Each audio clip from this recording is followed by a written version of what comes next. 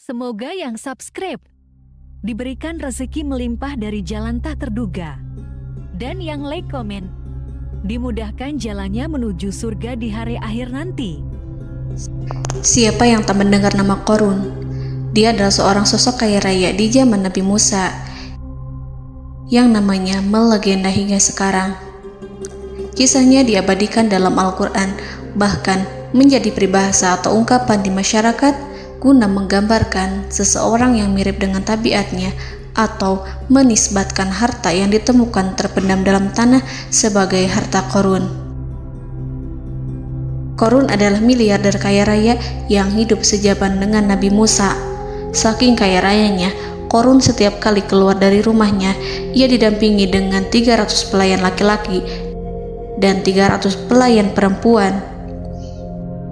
Qorun juga dikawal oleh 4.000 pengawal yang diiringi 4.000 binatang ternak ditambah 60 ekor unta yang khusus membawa kunci-kunci gudang penyimpanan harta kekayaannya itu. Itu dilakukan semata-mata sebagai bentuk kesombongan bahwa dialah manusia paling kaya, paling terhormat, dan memiliki pengikut setia. Ia merasa lebih mulia dibandingkan Nabi Musa alaihissalam. Orang-orang tentu saja akan penasaran seberapa banyak harta kekayaan Qorun jika pengawal dan pembawa kunci gudang kekayaannya sebanyak itu. Lalu berapa banyakkah harta yang dimiliki Qorun yang disimpan di dalam gudangnya tersebut? Sebelum saya melanjutkan, dimohon untuk menonton video ini sampai selesai supaya tidak ada kesalahpahaman dalam memahami isi cerita, serta mohon bantu channel ini semakin berkembang dengan cara tekan subscribe dan silakan tinggalkan like serta komen positifnya. Semoga dukungan pemirsa Risalah Kehidupan bernilai pahala dan menjadi wasilah dimudahkannya segala urusan pemirsa sekalian. Pemirsa Risalah Kehidupan, di zaman sekarang banyak orang yang mengistilahkan rezeki yang tak terduga dengan istilah harta Qorun. Lalu dari manakah sumber harta kekayaan Qorun yang sangat luar biasa itu? Serta di manakah Qorun dan hartanya ditenggelamkan? Siapakah Qorun dan bagaimana kisahnya dengan Nabi Musa? Qorun merupakan kaum Nabi Musa alaihissalam. Disebutkan oleh Ibnu Jurayj, nama lengkap Qorun adalah Qorun ibnu Yashar, ibnu Qahis, ibnu Lawi, ibnu Yakub. Ia merupakan putra paman atau sepupu Nabi Musa alaihissalam. Pasalnya, Nabi Musa alaihissalam sendiri adalah putra Imran, sedangkan Imran adalah putra Qahis. Dengan kata lain, Qorun masih satu kakek dengan Nabi Musa alaihissalam, yakni kakek Qahis. Ia adalah umat Nabi Musa yang taat. Tidak hanya memiliki banyak harta, Qorun juga termasuk orang yang cerdas dan berilmu. Ia menguasai ilmu duniawi dan ilmu ukhrawi, dan tercatat bahwa Qorun adalah ahli di bidang kimia. Dirinya tercatat sebagai ahli kitab Taurat setelah Nabi Musa. Kepandaian Qorun dalam ilmu agama membuat dirinya sering disebut dengan ilmu nawir, atau orang yang memberi cahaya dan penerangan. Suaranya terkenal merdu dalam membaca kitab Taurat. Selain itu, Qorun juga lihai dalam berbisnis. Ia mengetahui trik investasi yang menguntungkan, serta jalur perdagangan internasional yang strategis di zamannya. Kekayaan Qorun begitu banyak, sebagaimana tercatat dalam surat Al-Qasas ayat 76. Sesungguhnya Qorun termasuk kaum Musa, tetapi dia berlaku aniaya terhadap mereka. Kami menganugerahkan kepadanya perbendaharaan harta yang kunci-kuncinya sungguh berat dipikul oleh sejumlah orang-orang yang kuat. Dalam riwayat Kaisamah disebutkan, kunci gudang kekayaan Qorun dibutuhkan 60 bigol atau sejenis kuda kecil. Ukuran kuncinya sebesar jari, bahannya terbuat dari kulit, dan setiap kunci digunakan untuk satu gudang. Maka keluarlah Qorun kepada kaumnya dalam kemegahannya. Para ulama tafsir menjelaskan Qarun keluar dengan mewah diiringi dengan 300 gadis berbaju merah dan 4.000 kendaraan kuda. Tak heran, iring-iringan Qarun itu mengundang decak kagum mereka yang gandrung terhadap harta kekayaan. Sebagaimana yang terekam dalam ayat Al-Quran, moga-moga kiranya kita mempunyai seperti apa yang telah diberikan kepada Qarun. Sesungguhnya ia benar-benar mempunyai keberuntungan yang besar. Quran Surat Al-Qasas ayat 79. Namun tak sedikit kaumnya yang mengingatkan. Ingatlah ketika kaumnya berkata kepadanya, janganlah engkau terlalu bangga, sesungguhnya Allah tidak menyukai orang-orang yang terlalu membanggakan diri atau farihin. Ulama menafsirkan istilah farihin di sana juga berarti takabur, zolim, berbuat kerusakan, arogan, dan tak mau bersyukur terhadap nikmat. Qarun dikisahkan memiliki ribuan kuda yang berisikan emas dan perak.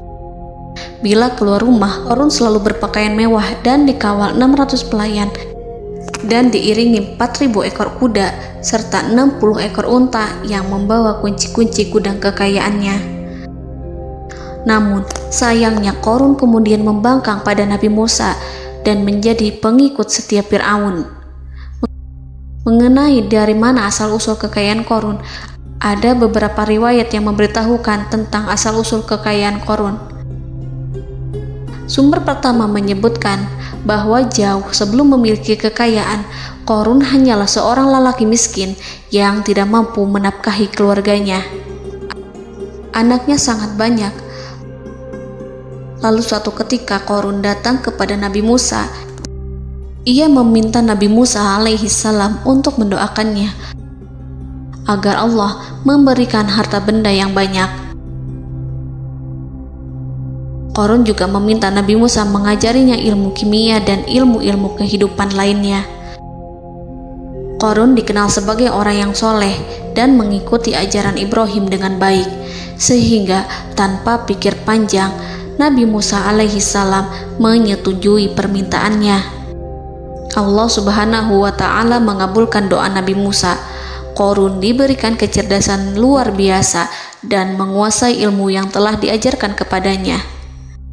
Qarun menguasai teori dan praktik pembuatan emas permata dan beragam perhiasan mewah lainnya. Ia juga pakar dalam ilmu arsitektur, rancangan bangunan, penataan kota, dan lain sebagainya. Tidak lama setelah itu, hidupnya berubah. Qarun pun hidup dengan bergelimbang harta. Ribuan gudang yang dimilikinya penuh dengan emas dan perak. Namun, sayangnya, keberuntungan yang didapatkannya membuatnya gelap mata. Qarun mulai hidup dengan penuh pamer, keangkuhan, dan penuh kesombongan. Kekayaan yang diberikan Allah Subhanahu wa ta'ala membuatnya lupa dengan Sang Maha Pemberi. Qarun merasa lebih terhormat dan mulia dibandingkan Nabi Musa. Ia pun akhirnya membelot dan durhaka pada Musa. Ia mengingkari janji-janjinya dulu dan beralih menjadi pengikut Fir'aun yang setia. Loyalitas Qarun terhadap Fir'aun membuatnya diangkat menjadi kepala mandor yang membawahi ribuan pekerja. Dikisahkan bahwa Qarun bersikap semena-mena terhadap para pekerja. Ia tega memotong upah mereka. Ia melakukan korupsi demi membangun istana dan kemegahannya sendiri, dan untuk membangun gudang-gudang penyimpanan harta yang telah ia kumpulkan jauh-jauh hari. Ketika datang perintah zakat, Nabi Musa alaihi salam pergi menemui Qarun dan memerintahnya mengeluarkan zakat sebesar 1 dinar dari setiap 1000 dinar hartanya, 1 dirham dari setiap 1000 dirham, 1 kambing dari setiap 1000 kambing, dan seterusnya.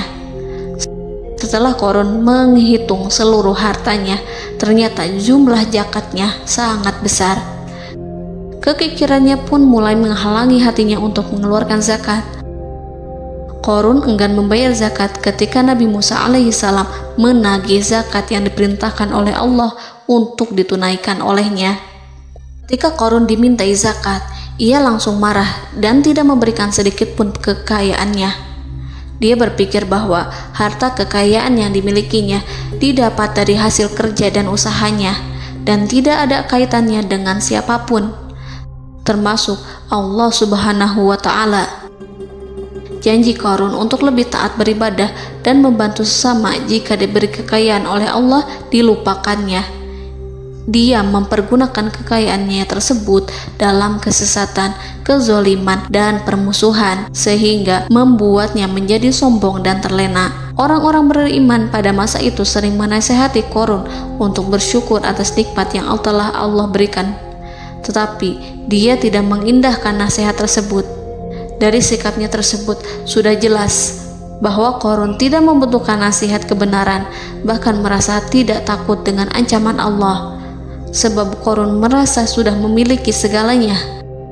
Qarun merasa dirinya hebat dan pintar serta punya banyak pengikut setia, punya banyak pengawal dan merasa aman karena dekat dengan Raja Fir'aun. Qarun berkata, "Sesungguhnya aku mendapatkan harta ini karena ilmu yang ada padaku." Qarun sangat sombong. Ia merasa hartanya didapatkannya sendiri tanpa campur tangan dan kehendak Zat yang Maha Kaya, yakni Allah Subhanahu wa Ta'ala. Apakah Qarun lupa ataukah ia tidak tahu bahwa Allah telah membinasakan orang-orang sombong sebelumnya yang bahkan lebih kuat darinya, yang lebih kaya darinya, yang lebih banyak pengawalannya, lebih kokoh dan tak terkalahkan dibanding dirinya? Karena terdorong sifat kikir dan angkuh, maka Qarun membuat rencana untuk melakukan tipu daya agar dia terlepas dari kewajiban membayar zakat. Dia ingin menjatuhkan nama baik dan citra baik Nabi Musa. Kemudian dia mengumpulkan tokoh-tokoh konglomerat Bani Israel. Ia berkata kepada mereka, "Wahai saudara-saudaraku, terhadap apa yang diperintahkan Musa untuk membayar zakat, apakah kalian akan mematuhinya? Sekarang dia hendak mengambil harta yang ada di tangan kalian, maka pikirkanlah suatu cara untuk menghindari perintahnya." Para pembesar-pembesar yang dipanggil kemudian menjawab, "Wahai paduka Qarun, engkau lebih besar daripada kami. Kami akan melakukan apapun yang kau inginkan." Qarun berkata, "Datangkanlah kepadaku wanita cantik. Aku akan memberinya hadiah besar jika ia berhasil menggoda dan memfitnah Musa." Ketika wanita cantik yang diinginkannya datang, Qarun memberikan kepadanya uang muka sebagai jaminan. Ia akan membayarkan seluruh yang dijanjikannya ketika berhasil menjalankan misinya. Bukan hanya itu, Qarun pun berjanji akan menjadikan wanita ini sebagai istrinya. Keesokan harinya, Qarun mengumpulkan Bani Israel. Setelah itu, Qarun menghadap kepada Nabi Musa seraya berkata, "Orang-orang menanti kedatangan Anda, sampaikanlah saran dan nasihat kepada mereka." Nabi Musa kemudian keluar dari rumahnya. Ia mulai menyampaikan nasihat pada umatnya. Di antara nasihatnya, beliau berkata, "Barang siapa yang mencuri, aku akan memotong tangannya. Barang siapa yang memfitnah, aku akan mencambuknya sebanyak 70 kali. Barang siapa yang tidak mempunyai istri dan dia berbuat zina, maka aku akan mencambuknya sebanyak 70 kali. Adapun barang siapa yang memiliki istri dan ia berbuat zina, aku akan rajam dia sampai mati." Qarun kemudian berkata, "Apakah ini juga berlaku untuk Anda jika Anda sendiri yang berbuat zina? Apakah Anda akan menerima hukumannya?" Kemudian Nabi Musa menjawab, "Ya, meskipun saya sendiri yang melakukannya." Maka kemudian Qarun memanggil wanita yang telah dibayarnya. Wanita itu berdiri di depan Nabi Musa dan Bani Israel yang telah berkumpul, mengaku sedang hamil karena berhubungan badan dengan Nabi Musa. Maka marahlah Nabi Musa atas fitnah kejam yang diarahkan kepadanya. Kemudian Nabi Musa melakukan sholat 2 rakaat, lalu mendatangi wanita itu dan menyumpahnya agar mengatakan siapa yang menyuruhnya. Wanita itu menjadi ketakutan. Ia bergemetar di depan Nabi Musa dan mengaku bahwa yang menyuruhnya adalah Qarun. Lalu wanita itu bertaubat dan meminta maaf kepada Nabi Musa. Seketika Nabi Musa bersujud seraya berdoa kepada Allah agar menimpakan azab kepada Qarun. Allah memberi wahyu kepada Musa bahwa bumi telah dijadikan tunduk kepada perintah Nabi Musa. Kemudian Nabi Musa berkata kepada bumi, "Wahai bumi, telanlah Qarun beserta kekayaannya, habiskanlah semua." Kala itu Allah menurunkan wahyu kepada Musa alaihissalam untuk memerintah bumi apapun yang diinginkannya.